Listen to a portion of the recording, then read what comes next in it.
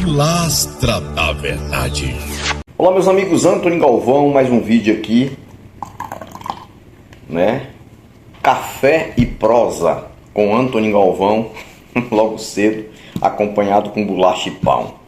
Acompanhado com bolacha e pão e o leitinho, tá aqui, ó, o leitinho em pó, o leite em pó, aqui, ó, o leitinho. E vamos pra frente, que atrás tá vindo o crente. E o vídeo de hoje vai ser mais um vídeo legal. Mais um vídeo legal. Tem um barulhozinho aqui, a máquina de lavar que tá fazendo um barulhozinho ali na cozinha, centrifugando a roupa. Então, se você ouvir um barulho aí no fundo, é a ajudadora da família máquina de lavar. Olha só. Primeiro, bom dia. Bom dia. Vou estar tomando café aqui. Depois eu vou fazer a refeição da manhã com pão. E o que eu vou falar nesse vídeo aqui é muito interessante. Fique aí, é rápido e objetivo. Eu sou essa pessoa que você está vendo aqui. Café e prosa com Antônio Galvão. Olha só, o que eu vou falar aqui? Muito interessante. Olha só. É algo... Vou falar hoje sobre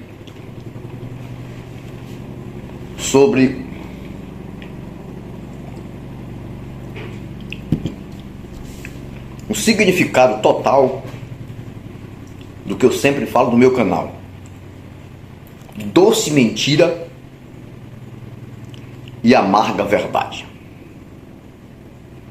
Eu costumo sempre dizer no meu canal, eu prefiro uma amarga verdade do que uma doce mentira.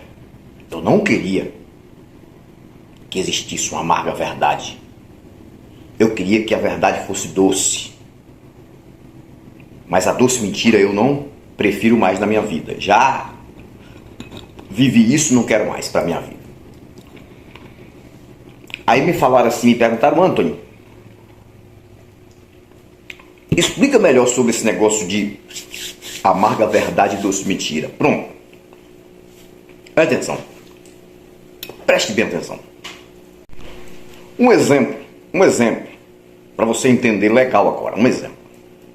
Uma pessoa está em estado terminal de câncer ou de qualquer outra doença que seja considerada como doença maligna, aquela que de fato vai levar a pessoa a óbito. É uma notícia difícil para todo ser humano, mas infelizmente é uma amarga verdade. Aí uma pessoa que está nessa situação vai para uma igreja e chega lá, o líder daquela igreja engana a pessoa com falsas curas e ainda toma o dinheirinho que aquela pessoa tem, ganha até para fazer o tratamento para durar mais uns dias na terra, toma aquele dinheiro enganando com falsas curas. Ou seja, o pastor engana, doce mentira. Aí a pessoa vai para o médico. Quando chega lá, o médico não fala diretamente para a pessoa que tem aquela doença maligna, mas fala para a família que aquela pessoa está desenganada. Ou seja, o pastor engana e o médico desengana. Onde é que está a doce mentira e a amarga verdade? Olha só, o pastor engana, o médico desengana. Pastor engana, doce mentira. O líder de qualquer religião, que seja pastor, apóstolo, bispo, padre, não importa, engana. E o médico desengana. Quem é que está falando a verdade aí? É o que engana ou o que desengana? A amarga verdade é falada pelo médico, infelizmente. Mas é uma amarga verdade. Então esse aí é o significado da doce mentira e da amarga verdade que eu falo o tempo todo no meu canal. Mas a religião, o sistema religioso, que é um efeito mental que vem de muito tempo no nosso país, esse efeito mental que vem enganando as pessoas, que impregnou, atrofiou, costumo dizer isso,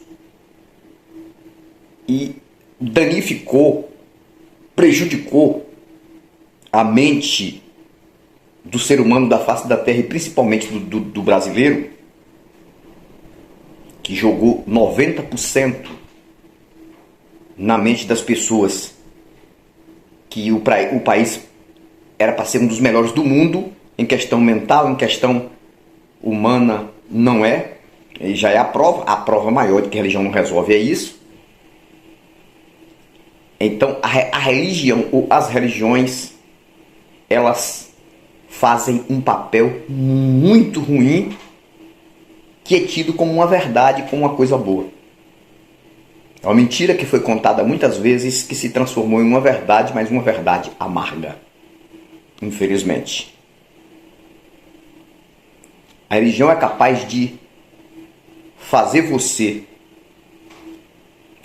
ser o pior da família. Não vou falar aqui ovelha negra, porque isso é uma expressão bem racista e eu não odeio isso. Mas digamos que você seja o rebelde, o pior da família. Eu tenho conversado com os amigos do WhatsApp, eles têm falado isso. O quanto que eles são rejeitados hoje no meio da família por conta de ele não ter crença em divindades e declarar isso diante da família. Ele falando isso para mim, o Antônio, você sofre isso? E claro. Eu falei 100% das famílias brasileiras, 100%. Essas famílias são afetadas com religião 100%. Então, quando surge um racional que pensa diferente, claro que essa pessoa vai ser rejeitada. Aí eu falei um exemplo meu, que acontece com muitos amigos meus, que tem acontecido, um exemplo muito forte, em questão relação família e eu hoje como ateu. E o que a família era para mim quando eu não era ateu. Eu vou lembrar aqui.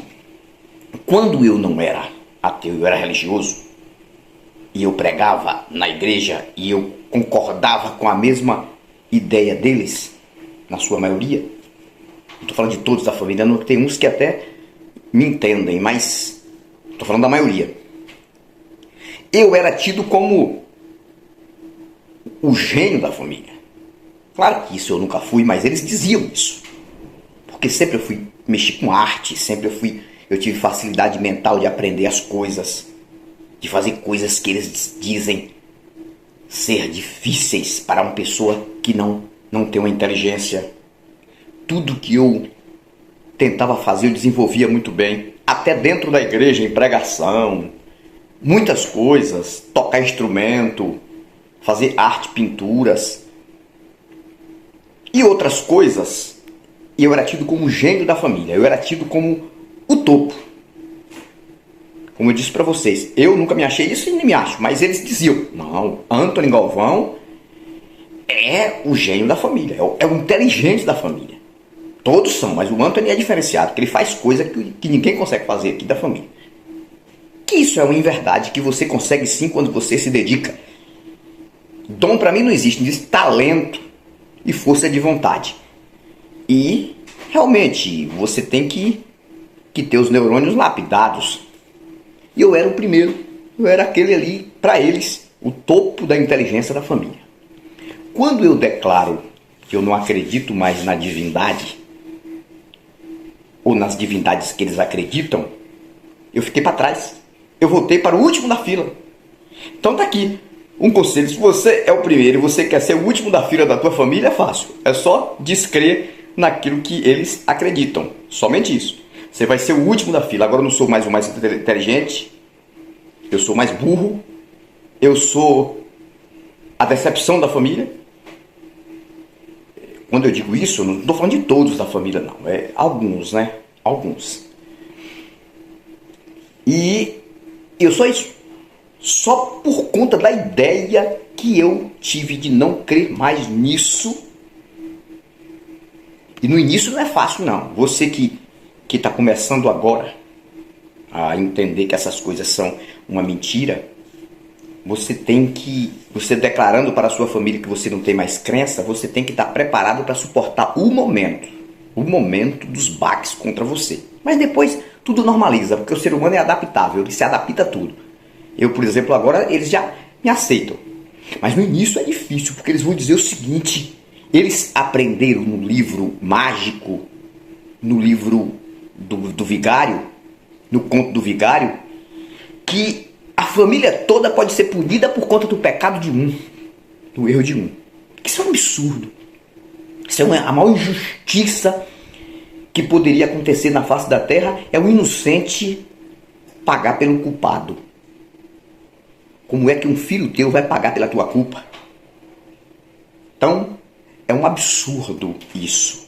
E a justiça aqui da terra não trabalha assim. Não, a justiça da terra não trabalha assim. Então ela é mais justa do que a suposta justiça divina. Porque no livro mágico, lá, muitas histórias do livro mágico, é que a família toda era punida, destruída, por conta do erro de um.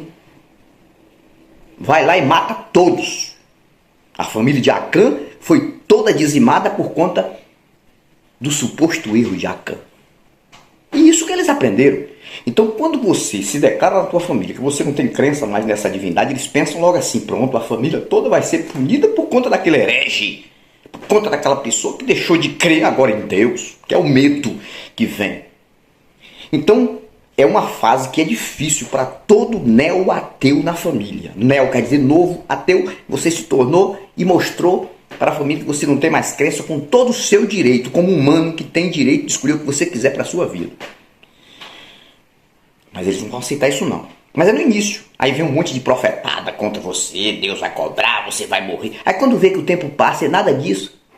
Quando eles observarem que o teu caráter não mudou, que você continua a mesma pessoa, se você é uma pessoa honesta, continua a pessoa honesta, não é só pela questão de crer ou descrer. Então isso aconteceu comigo. Quando eles viram que meu caráter não mudou, continuei o mesmo caráter, minha forma de ser, não sou violento, nunca fui violento, nunca fui.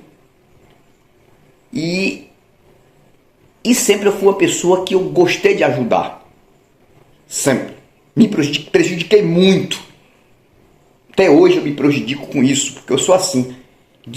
Tem coisa que eu não sei dizer não, cara. E isso aí às vezes estraga. Às vezes estraga. Mas hoje eu sou como se fosse o rebelde da família. O rebelde da família, porque eu desacredito naquilo que eles acreditam como verdade. Eles não param para observar tudo o que aconteceu de negativo, porque tudo está no controle e no querer de um Deus que não aparece em lugar nenhum. E agora o errado sou eu. Teve um infeliz que falou para mim, quase que eu saía do meu estado de calma, né? Que vocês sabem que eu sou uma pessoa calma. Aqui eu mantenho o maior respeito, eu sou uma pessoa calma, mas quase. Quando o infeliz veio falar para mim, ele faz parte das correntes sanguíneas da minha família. Não tem nada a ver com os meus irmãos, não. É alguém que faz parte das correntes sanguíneas da minha família, um pouco longe. Mas é uma pessoa tão enganada, tão fanática em religião, que a gente observa o quanto a embriaguez religiosa faz a pessoa ser uma pessoa totalmente difícil de lidar. Uma pessoa altamente egoísta com a sua crença, a sua fé, a sua santidade. Sabe o que foi que esse infeliz falou para mim? Quase que eu saía do meu estado de calma e madeira de dar em doido ia descer, meu amigo. Porque numa dessa aí...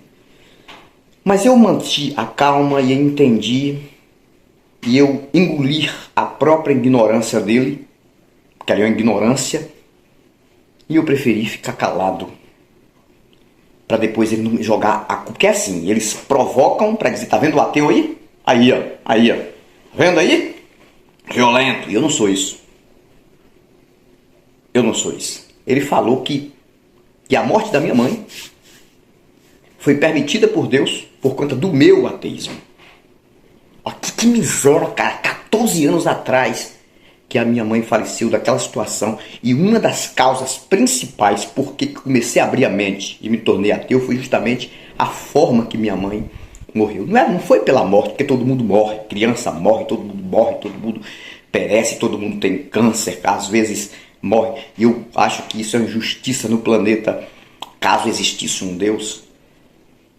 Mas a questão do que envolveu o trabalho, o suposto trabalho religioso em cima de revelações e de profetadas da minha mãe a morrer do jeito que morreu. Então foi uma das causas pelas quais me fez eu abrir a mente daí para frente, eu ir pesquisar e entender.